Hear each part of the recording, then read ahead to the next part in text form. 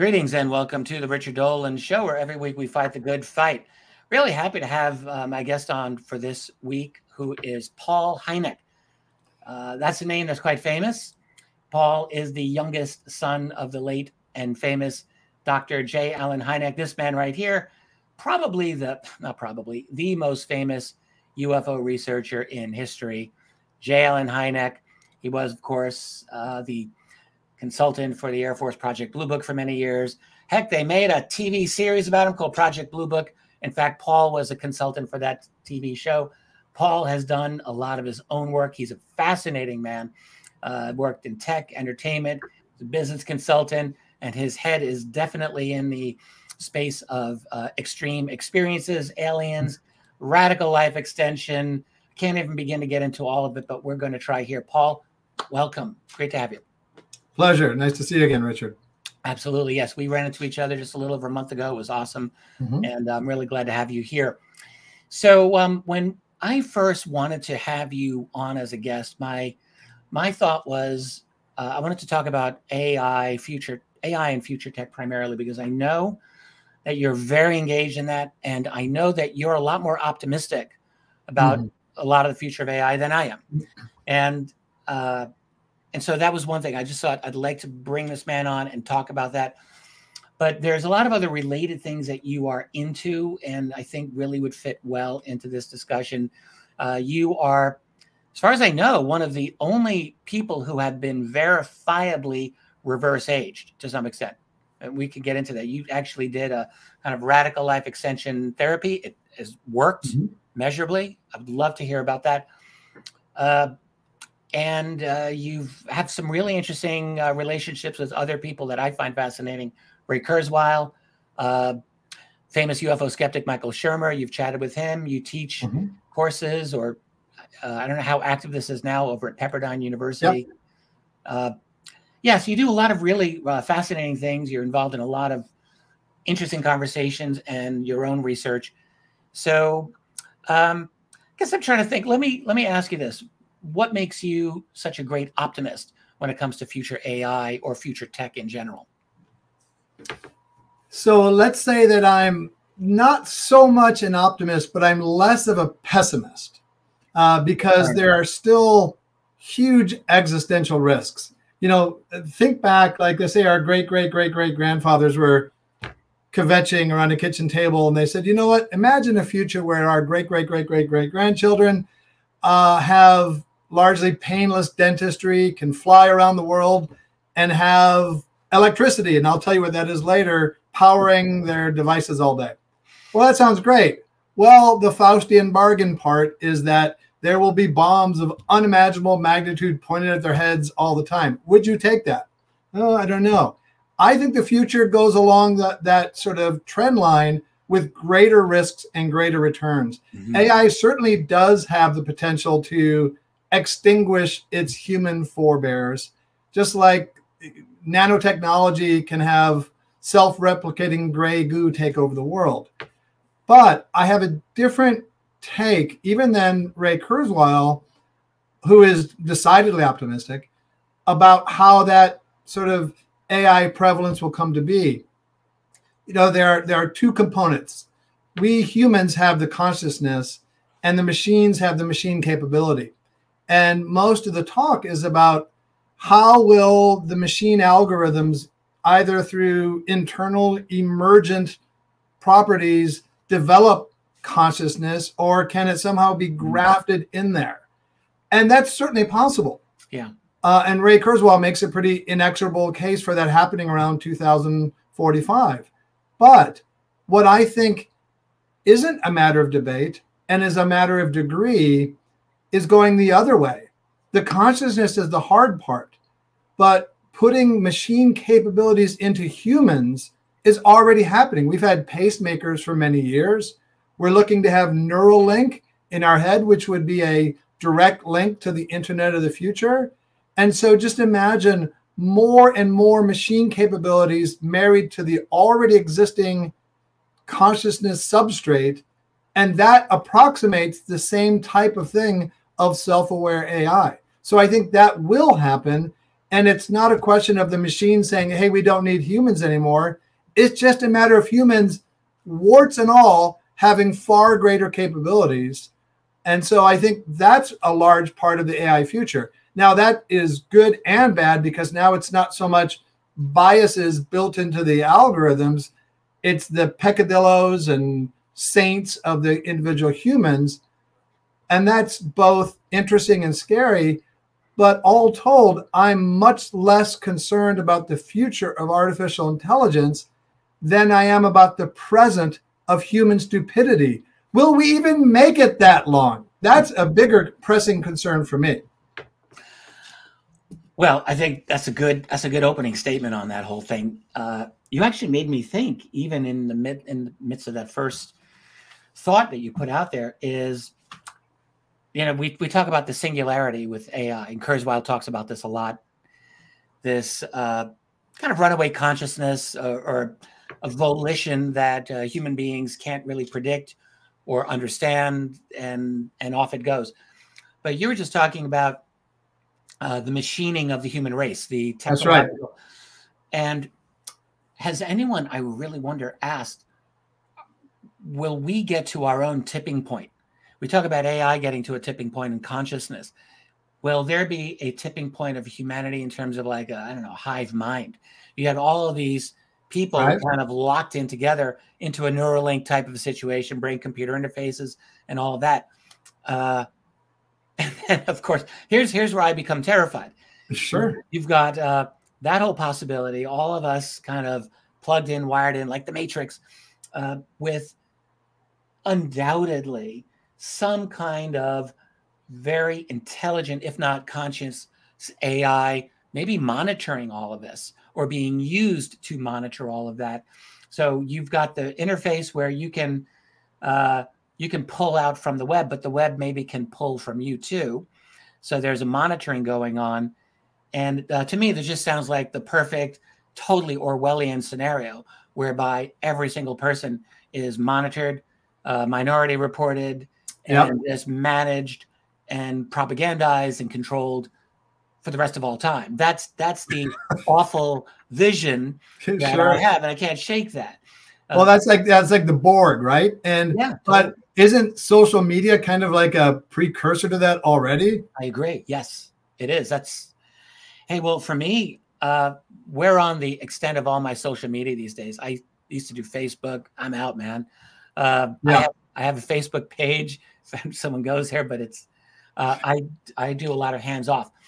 Twitter, all of that, I try to stay back, because I do have a fear. I have to just admit that I have a fear of a lot of the.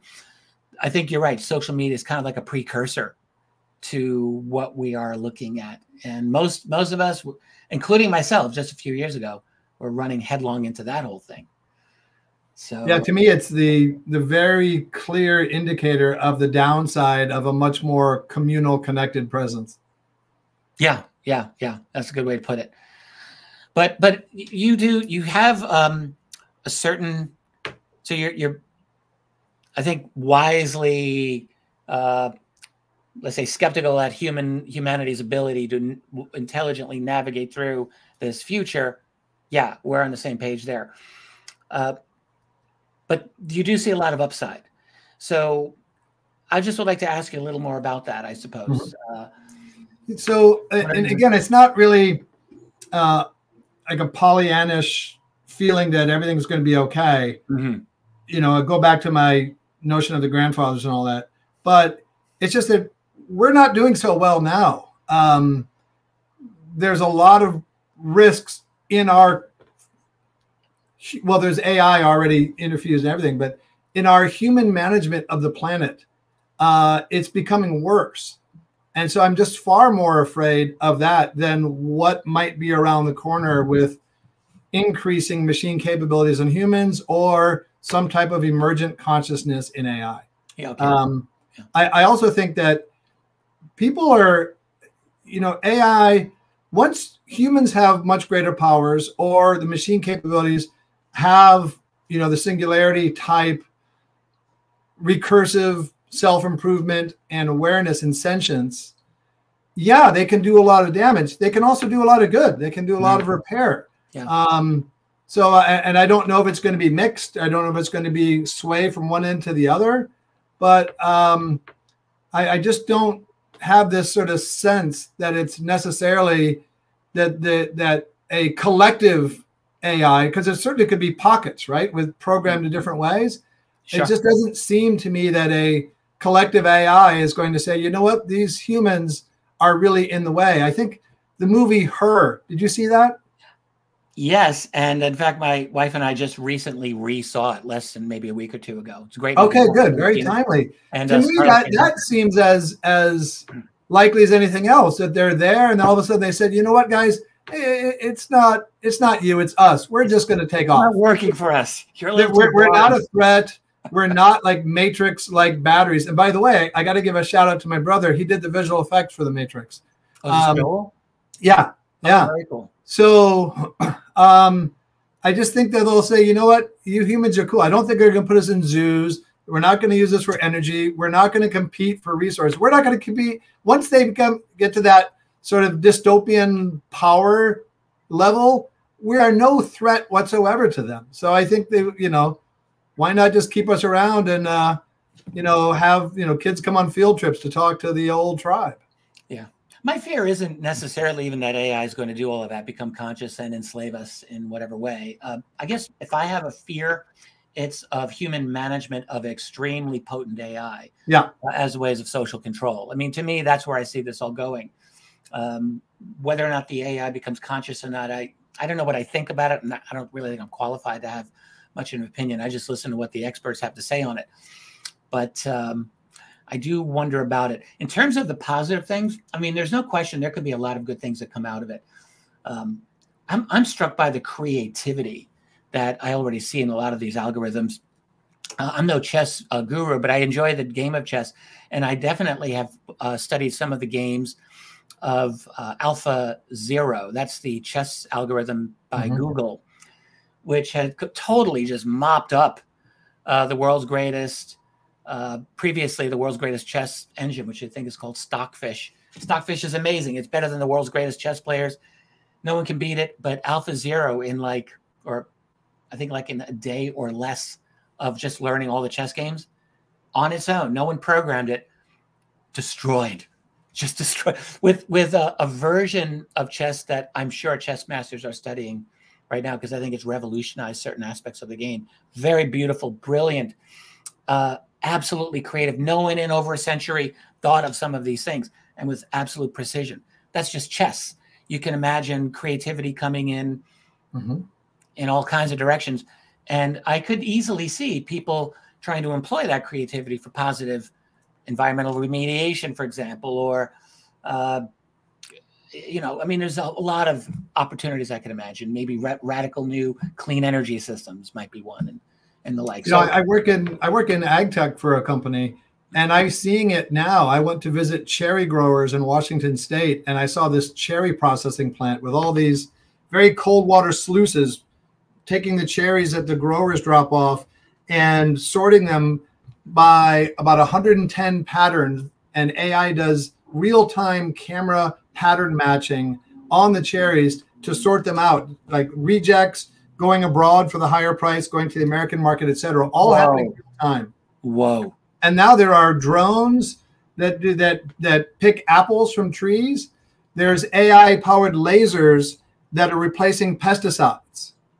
So you have like this big wand that goes across 8 rows of corn and zaps the insects in real time. Are you kidding me? I didn't know about that. That's incredible. No. That's incredible. Yeah, it seems like you're right when you're saying like the potential for good and evil is really quite extreme, and we have moved into that era, have we not? And it's also just like there used to be a lot of talk about like suitcase nukes, right? And Al Qaeda was sort of a seismic shift in a non-nation state having sort of that asymmetrical power, right? And being able to reap untold damage. Now that's coming down to an individual level, where if somebody has a super smart AI that can hack into, let's say, the US power grid, for example, yeah, they can wield power that an individual could not have done before. Absolutely. Yeah, I don't know. Like here's the thing that I keep coming back to. This is more of a social, but a very important social political management question here. We have a situation where this technology, AI, can be used for such destructive purposes. Like you have to assume that all governments are thinking, we have got to find ways of monitoring this stuff. How do we do that? We're going to have to monitor every single person. Like there's no way around that. And at the same time, it's very obvious that with the advent of strong AI, we're going to need really, really good laws to mitigate or even prevent as much as possible really bad misuses of this. Yeah. Is that even going to be happening? Is that going to be possible? I just keep thinking, you know, with all of the centralized government surveillance capability that they're going to feel that they need to do. That's just bringing more power into their hands. Centralized government is a good thing. There are two domains that I'm passionate about that share this one common characteristic, in which the U.S. government is a bad faith, corrupt central actor, and that's UFOs and crypto. I could throw a few more things in there, but those are two good ones. Yeah, okay. Those are two of maybe perhaps many. Yeah. You know, with UFOs, obviously disclosure, you know quite a lot more about disclosure than I do, and it's, if anything, heating up right now. The government may have all sorts of stuff. We don't know what they're going to say. Cryptocurrency, the whole ethos of crypto, even go to a deeper layer than having a financial component on top, is decentralization.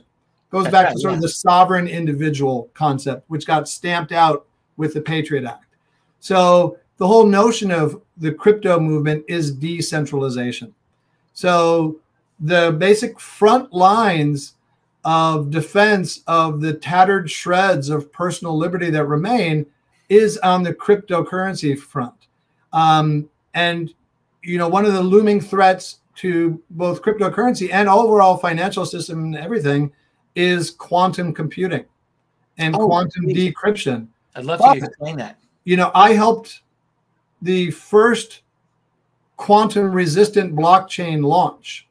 And it was created by David Chaum, who created the first digital currency, who's a good friend of mine.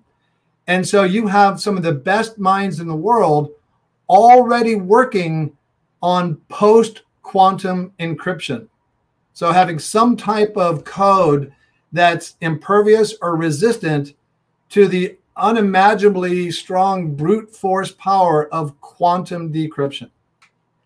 Are we at a point of quantum decryption now, or are classified black world agencies doing that? No. And our three-letter government agencies are great, doing great work. You know, it's hard to say. There's little tidbits that come out in the news of advances on the quantum front, and it's widely viewed that within 5-10 years there will be commercial scale quantum decryption. Holy crap! But you know, and people say, well, hey Paul, you Bitcoin fanboy, what's going to happen to your precious Bitcoin? Well, what do you think is going to happen to your Bank of America account? Do you think that's any more secure than Bitcoin? Yeah, right. So, wow, quantum, you're just taking me in all kinds of amazing places. Quantum decryption, is that how we should call it? Or yep. So think of, like, you've got a password, right? And it's your dog's name, your birthday backwards, and, you know, Ted DiMaggio's batting average, right? Something like that. Yeah. Well, you know, current algorithms now can brute force those things, but quantum is not even brute force. It's just like, you know, clicks its fingers and it's gone, because it can go through like 8 billion permutations in a nanosecond. Yeah, exactly. So how is there even a theoretical way to encrypt against that? Yeah, and a lot of it comes to decentralization, right? So Bitcoin, people can't break the Bitcoin network because it's massively decentralized. So let's say, think about like on the personal level. Let's say you've got some cryptocurrency and you've got your passphrase and passwords here. Okay, well, you have a fire in your house, your dog eats it, whatever, it's gone. You store it in a safe deposit box. You store it at a friend's house. You don't store it online. The more places you store it, the more redundant it is, and the harder it is for anybody to do anything about it. Well, now you can store part of it here, and part of it at your friend's house, and part of it in the safe deposit box. So when you do things like that and then have extra rule sets attached to that, now it becomes exponentially harder to decrypt no matter what method you use. Well, I've been a big Bitcoin fan for a while. Bitcoin, you know, went through its little crash over the last couple of years, but it's still going. And I think things are looking good for Bitcoin from what little I've been reading in the last few weeks, months. There's still a lot of bullish sentiment on it. And well, it's had a million-fold return since its inception a little bit more than a decade ago. That's better than any other asset class in human history. Incredible. Yeah. And it's not done. It's not done with that ride for sure. I totally believe that. And if I can make one last remark about Bitcoin, I'm a believer in Bitcoin astronomy. I think just looking at this, you sent me a note on it. I'm like, I got to ask about that. That was a teaser. That was a teaser. So a lot of people think that our nuclear technology and its digital breadcrumbs have worked as some kind of beacon to get our ancestors to come back or alert the Galactic Federation that we're on the cusp of too much power. And so they're coming here. Could be true, could be extra observational capabilities at nuclear power plants. I don't know. But I think that as likely as that a proof of work governance protocol such as Bitcoin could just as well be sending out positive digital breadcrumbs into the galaxy that finally we've put on our big boy pants and big girl skirts and are now ready to join a brotherhood federation of civilization.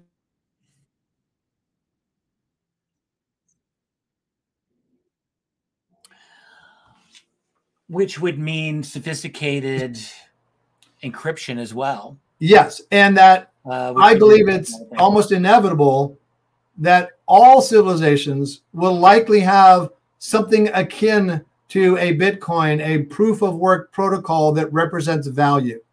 It's such almost an inexorable terminus for finance. That's fascinating. And so I think, you know, think about this. On Mars, when we colonize Mars, which I think is a given, what currency will they use? Will they use the US dollar and monitor Fed broadcasts? I don't think so. I think they'll use Bitcoin. And then after a while, they get tired because they can't successfully mine it because of the time delay. And they'll make Mars coin. And then Bitcoin will be called Earth coin. It'll be our PCS, our planetary credit score. And that's how we will conduct business with other civilizations. Okay, that's fascinating. I thought you were going to get into a whole, I don't want to jump ahead, but you have a whole thing on DMT as a, yes. as a, how do we say this? Something left behind by others, if I'm getting this right, as a way for us to reach them at a point in the future. But maybe we'll put a little pin in that. I don't know. Okay. Come back to that. But I was wondering if that's where you were going to go with Bitcoin, but no, I got that wrong. So Bitcoin astronomy, very interesting. Interesting stuff. Interesting. So let me just think. So I would love one last thing about Kurzweil. I read first book by him I read was The Age of Spiritual Machines. Right. Not long after it came out. So that was published in 1999. And you're an OG. That book spun my head about 1 million times. I'd never read a book like that.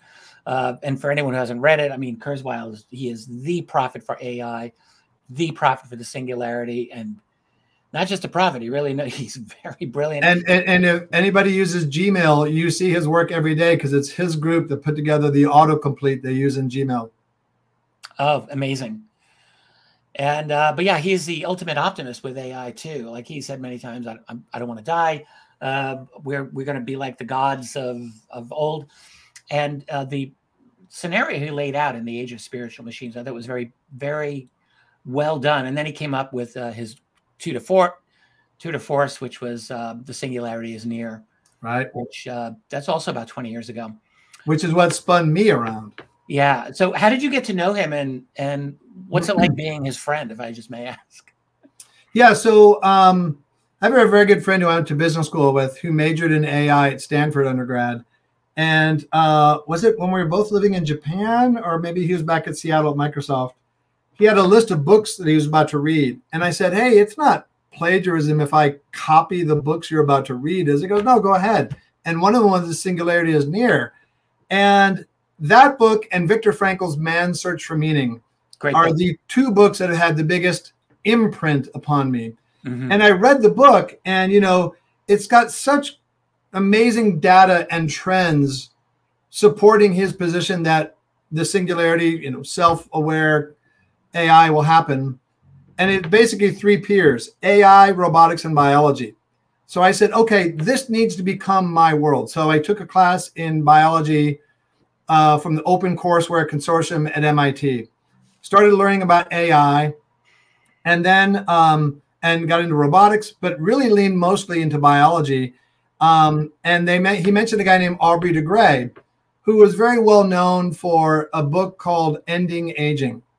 And he put forth this idea that, okay, look, if you wait until people become old and decrepit, all you can do is palliative measures in gerontology to make them feel better. And you do surgeries after things get too bad. On the other hand, if you try to change basic metabolic processes from the beginning, it's almost impossible. So he broke down aging into 7 categories. And one of them is like the accretion of junk in the extracellular matrix or in cells themselves. So he said, look, it's too difficult to stop that junk from starting to form in the cells. It's too dangerous to let it form too long. But what if, kind of like car maintenance, we go in there every now and then and sort of scoop it out? And I thought that's a great way to look at it. I said, I need to know him and make these people, Ray Kurzweil, Aubrey de Grey, and the other people in this book, my tribe. So I did. It took several years, but I became friends with them. I closely consulted with Aubrey in his various organizations, and got involved in life extension and AI, and hung out with Ray at conferences, replaced him as keynote speaker when he couldn't make it, and just transformed my network to those people that were already on the front lines of these areas that just had drawn me in so much, like they did with you in the Age of Spiritual Machines. Yeah, fascinating.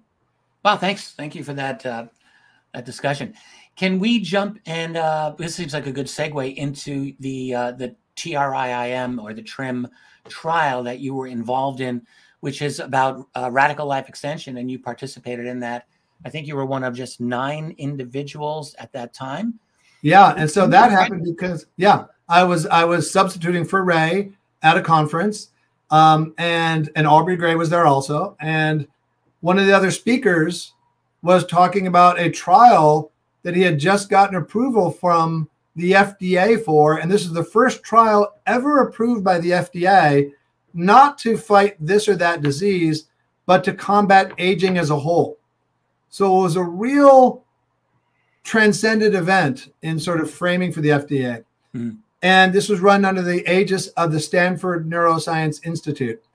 And it was to regrow the human thymus gland. The thymus, not the hypothalamus, not the thyroid, the thymus, I didn't know this before, is behind your breastplate. And it's what creates T cells, which are thymus-enabled cells, which are white blood cells, which is your immune system. The problem is that once you turn 20, men and women alike, your thymus involutes or shrinks to the tune of about 3% per year.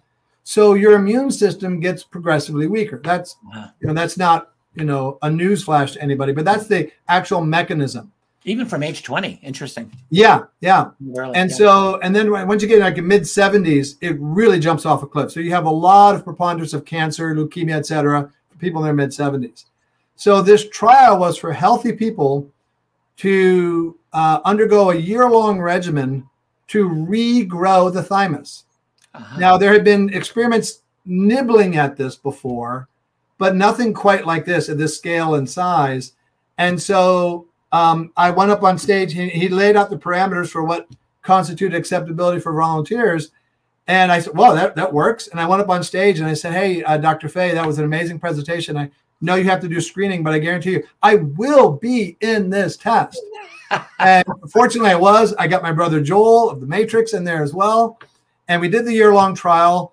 And not only did it show significant functioning thymal regeneration, but based on the Horvath clock, Steve Horvath, formerly of UCLA, is the creator of the Horvath clock, which is far and away the most recognized epigenetic or methylation clock which is a way to determine your actual current biological age compared to your chronological age.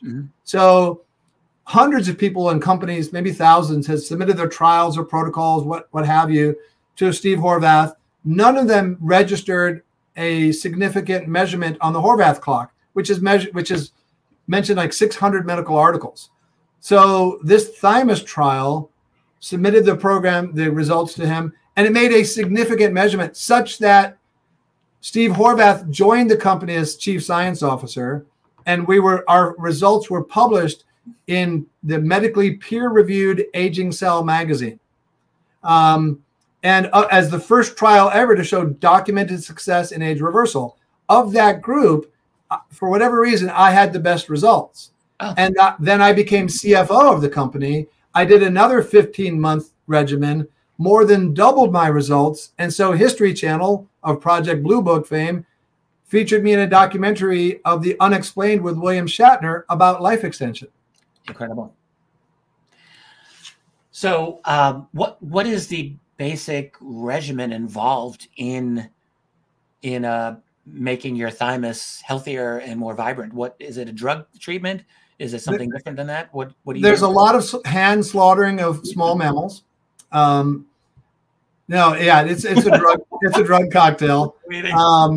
So the primary agent is human growth hormone, which is a fascinating substance. And so I did a lot of research about it and couldn't really find a whole lot of where the risk just was so small compared to the returns. You know, I don't want to die. I want to live forever. Well, if I do what everybody else has done, there's a very good chance I will die at about the same age that everyone else has done before. There's pretty good precedent for that. So I was leaning into this, and the research foundation that Dr. Fay did was so strong. What I came away from HGH was, if you're doing it under medical supervision, and especially if you don't have a precancerous condition, you know, but then if you monitor your insulin spikes, which is one of the primary negative externalities. And so we do that with metformin, which is also in its own right a undergoing study for age reversal properties. So you do that, and there's several other things in the cocktail, but that's basically what it is. So 4 nights a week, injections of HGH in my belly. How about that? And you continue with that, and the results are still. Yeah, so I've done 2 courses of it, and then I'm thinking of doing a 3rd one now too for another year. Okay. Wow. Has this been FDA? Are you still in a trial phase? Well, so the first one was a trial. Now we have a website, and I'm not really looking to plug it because it's very difficult, very time consuming for us to take new people. We do take new people on, and they pay for it. It's just so intensive. More for informational purposes, I'll say the name of the website. It's interveneimmune.com. People take a look at it. You can see some of the science behind it. I don't know if we're even open to accept more people right now, but now it's a protocol and not a trial.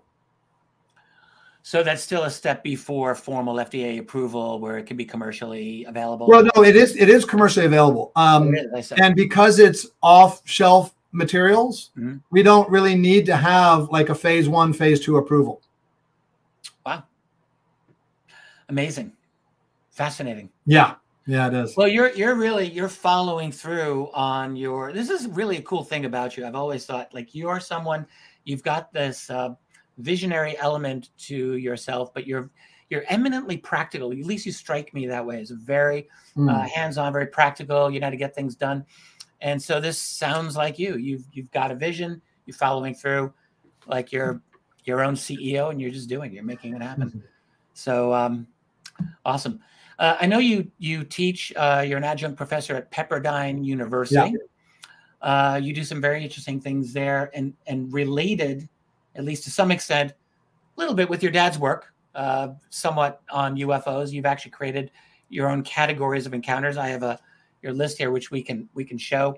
You've had skeptic Michael Shermer appear with your class. You've chatted, right. You've debated with him. I think that would be something interesting to talk about. Can you discuss your classification system? Sure. Sure. extreme encounters. Happy to. So, my class at Pepperdine is accounting, finance, intellectual property, personal finance, and a lot of crypto. It's basically financial literacy. But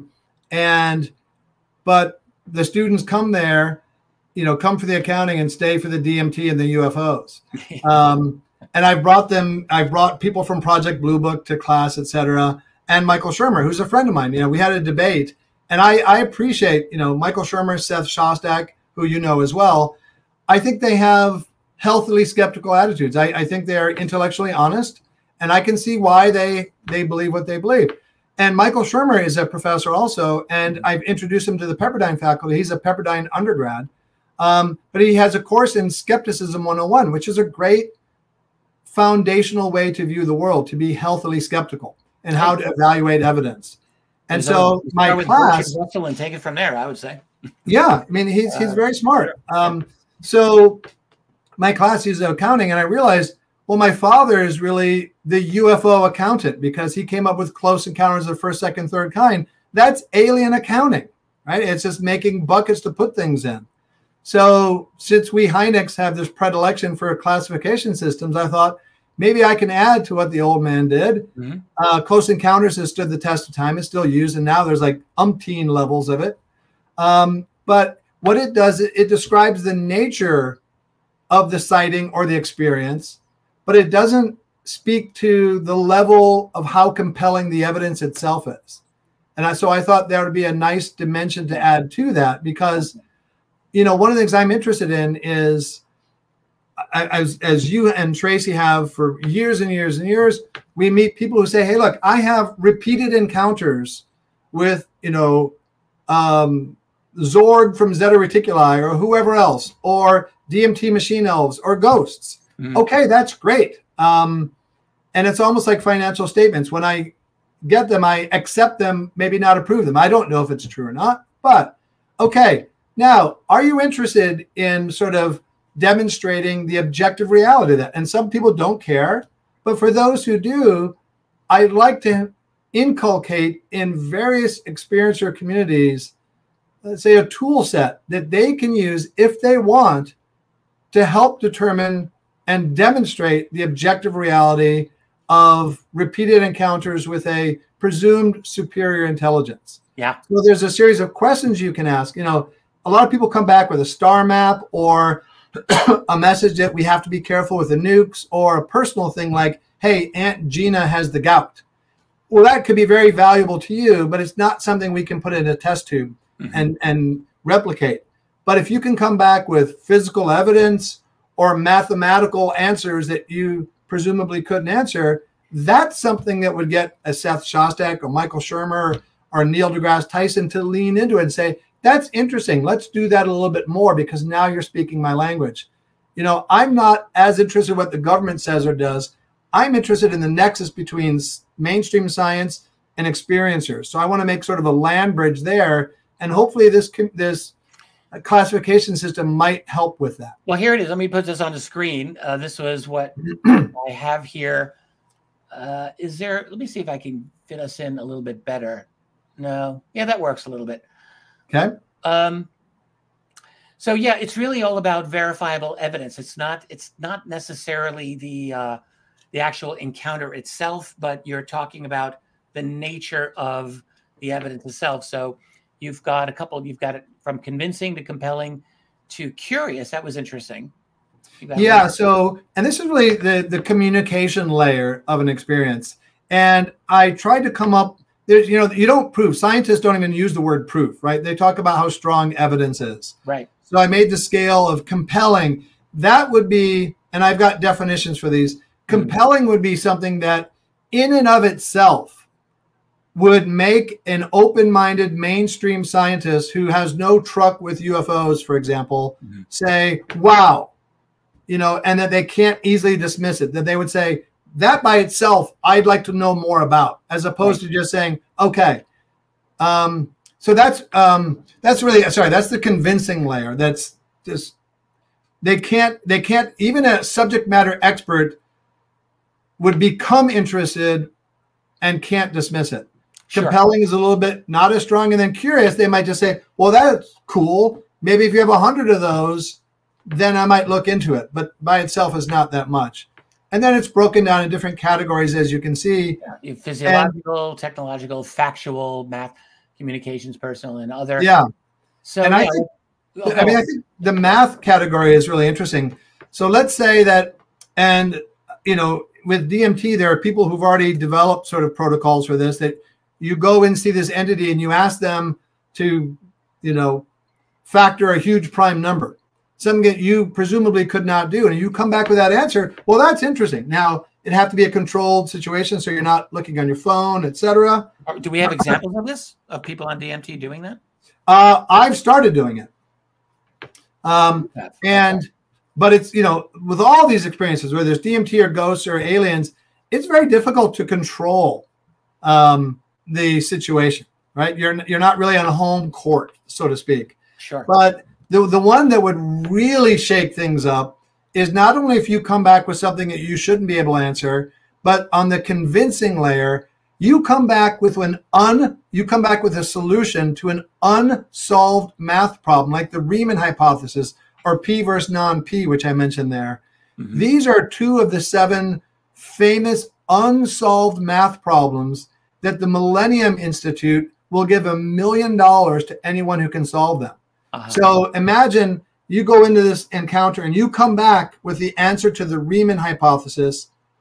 Now, a Michael Shermer is going to say, oh my God, I need to know more about this. He's not going to say, this is proof of aliens. That's another step. Mm-hmm. But he will say, this is proof that either you or whoever you've talked to has information that the world has never had before. I need to know more.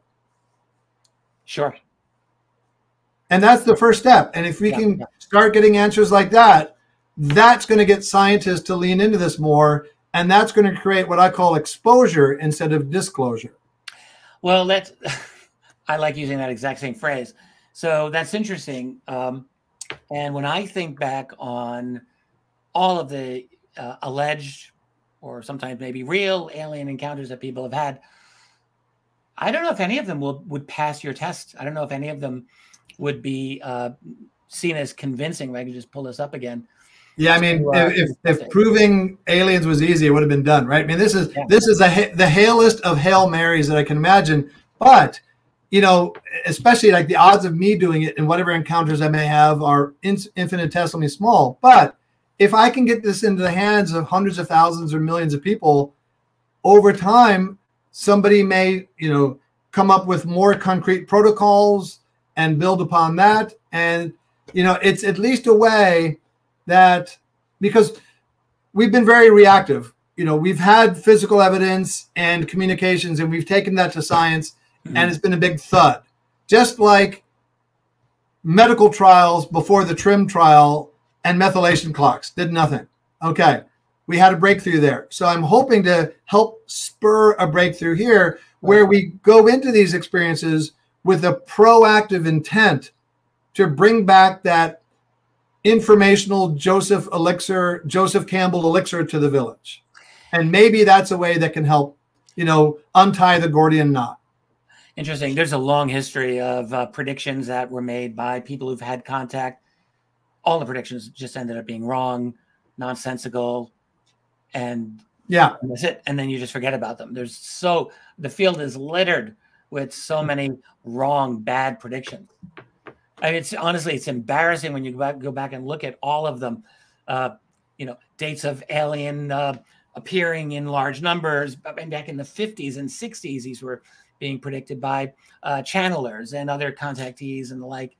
And it's never stopped. We've had predictions all throughout. We had we had the Ascension prediction from a decade ago, which isn't quite an ET related thing, but it's just one of those predictions that we all had to live through that stuff for a while and saw how it just fell apart. So I kind of like what you've got here, but it does seem like a tall order. My thing with the ET connection, I just keep thinking, if are they interested in even providing us with that type of information? I'm not really sure if that's the case. So, but I kind of like your idea. And if they're here and they want to make their presence known, they don't need my protocol, right? They can certainly do that, but I don't want to give up on the idea of us taking a more intentional step in that direction, with a identified strategy, and we'll see. I think it's great. And by the way, I mean, I am a UFO ET believer, but you won't tell me that we don't need the skeptics. We definitely need skeptics, and we need them. They need to be engaged in this subject. And if they want to be annoying to UFO believers, so be it. They're necessary. Researchers need them to keep honest about the evidence that we are dealing with, because frankly, not all of the evidence that we get with this subject is valid, and it needs to be looked at with a very critical eye. That's for sure. We've got about 10 minutes or so, and I want to ask you about DMT, because I know that's something that you're very engaged in, and you have a theory about it in connection with ET, or potentially with ET, and I would love to hear you talk about that.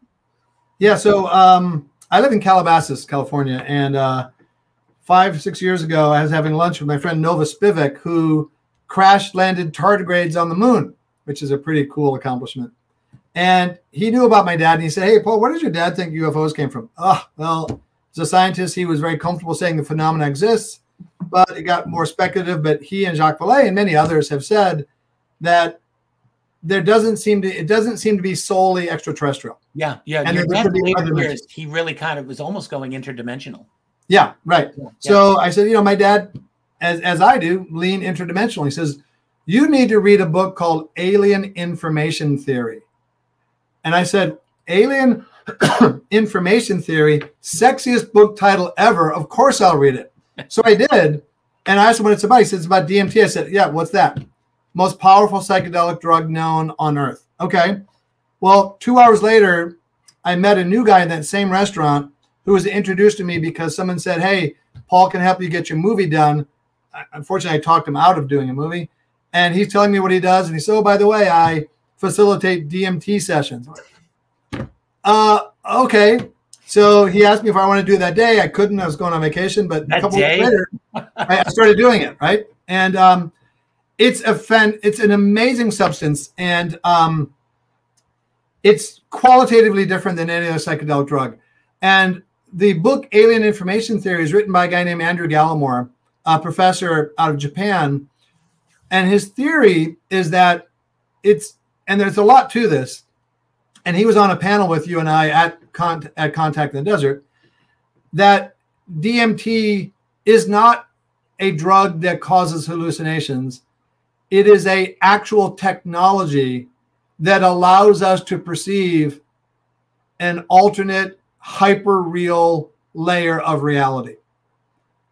And I just found this fascinating. And he's a neuroscientist, and he goes in quite a lot of details about how these interactions could work. And so I started doing it, and I started asking questions of the entities that I felt that I encountered there. And I said, "Hey, hello, thanks for having me. You want to be polite when you're doing interdimensional travel. You know that. And are you what we perceive to be behind aliens and UFOs?" And I felt like billions of miles of synapses and neurons firing. And the answer came down, "We can't explain in a way that you would understand." And then I started thinking, well, if UFOs and DMT and ghosts are related, that connection could well be above my ability to comprehend. And that emboldened me. And, Andrew Gallimore's notion is that, look, most of our human history has been sort of pre-technological. Then with the advent, say, of electricity, we are now in a technological phase. But getting back to our AI discussion, we may well have a post-biological future, right? Like in the movie Earth. We as a species have existed in human form for several hundreds of thousands of years. You can go back 2 million if you want to include human ancestors like Homo erectus, who kind of look like us, basic body plan, long time, very simple kind of existence. And so if you put that as a timeline, you have to take the very last tiny sliver. Right. It's a sliver of technological, and then technology, which is the world we have, which we take for granted, but it's right, qualitatively different than everything else we've as a species have ever experienced. That's right. And so it's a tiny sliver because we may well, for better or worse, become post-biological. So Gallimore's idea is that as we're looking for if there is life elsewhere in the universe, the chances are that it also is in this tiny sliver of technological phase, are very small, and most likely they're in a post-biological phase, which would render them invisible to our detective techniques.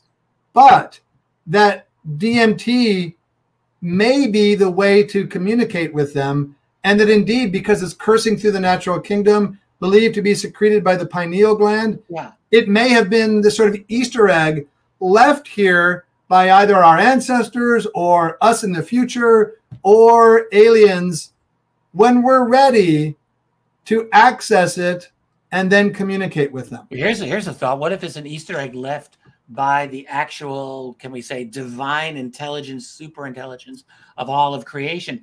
In other words, can life inherently have such a thing if it gets to a certain level of consciousness?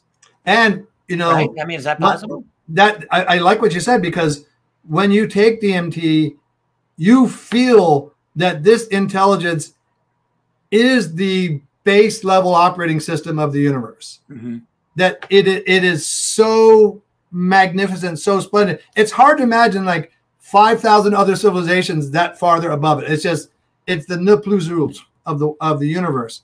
And so I was just fascinated by this. So before we came to Contact in the Desert, I proposed to the organizers, hey, look, Gallimore's going to be there. How about he and I have a discussion on stage about UFOs and DMT? And they said, sure. So Richard and I, Andrew and I had dinner the night before, as you and I did when you and I and Jacques spoke several years ago. That's right. And when Jacques gave us his socks. So both you and I have Jacques' socks. We have alien socks. That's right. So we had dinner. We became great friends. We had the presentation together. We were on 2 more panels together, one of which you were on, and just hit it off and talked a lot more. And I delved a lot more into his work. And I became convinced that DMT is a bona fide potential research avenue as an end around into the UFO phenomenon. Yeah, I think it's fascinating, and I'm kind of on board with what you're saying. I've never done DMT. I've not done hallucinogenics. Kind of a newbie with that, but hey, I don't rule that out at all. I'll just say that for the record, could definitely happen. But I do believe that I had a conversation with my wife about time not long ago. Tracy is a very, I would say, very capable remote viewer. She's done some really good work. And I'm well aware that in remote viewing, people will perceive the future like it happens. Not just remote viewing, psychic people in general, or have been known to perceive future events. That's real in my view. I think it's a very strong case.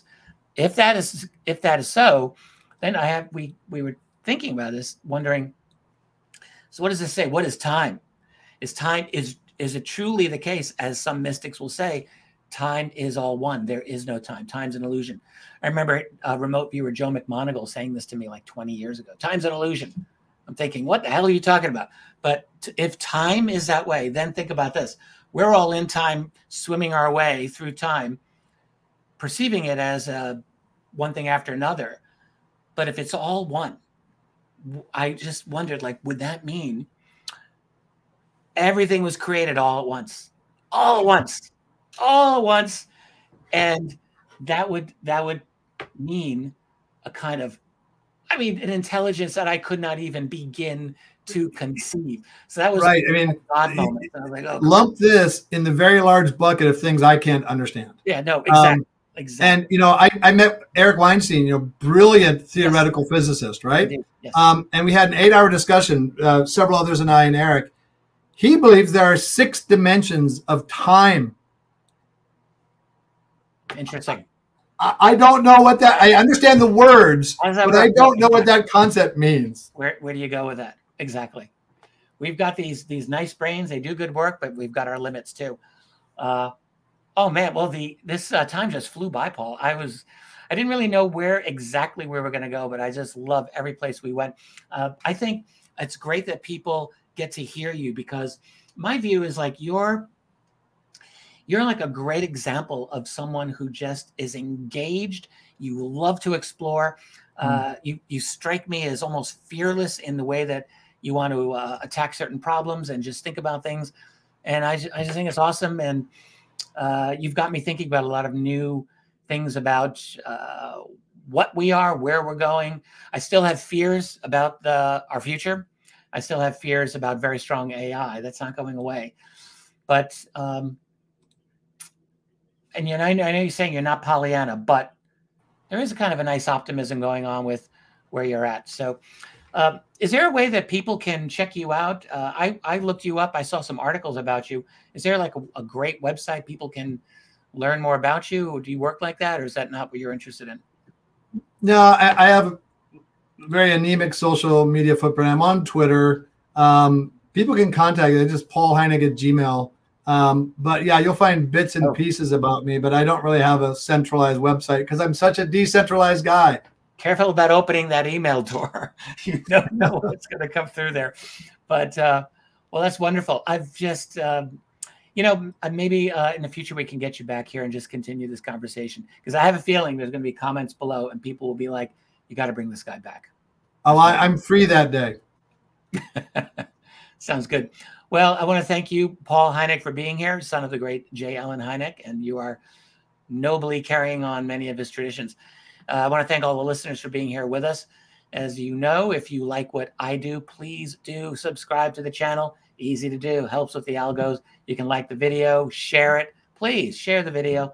And if you really like what I do, go to richardolanmembers.com. You can see a lot of the work I put up every single week. Some of it's on a paywall. It's true. A lot of it isn't. You can see what I'm up to anytime if you go there.